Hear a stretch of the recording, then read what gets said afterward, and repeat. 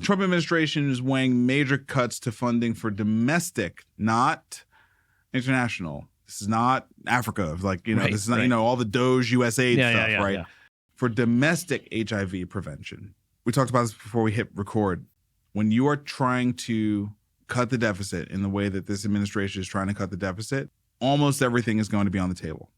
And you're going to start hearing some headlines that kind of turn your stomach when you think about the idea that we're going to cut funding for those things.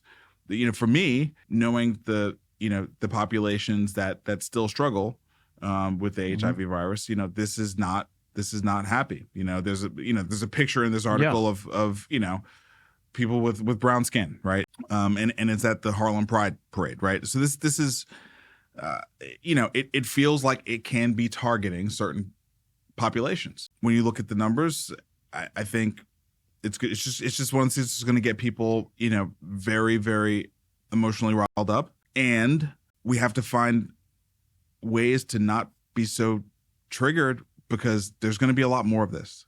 So I don't say this from the perspective of like, hey, if you're opposed to this, don't fight. I say this from the perspective of, this is one of so many headlines like this. It's going to be so hard for people to, deal with. They're not going to stop coming. That's for sure. Yeah.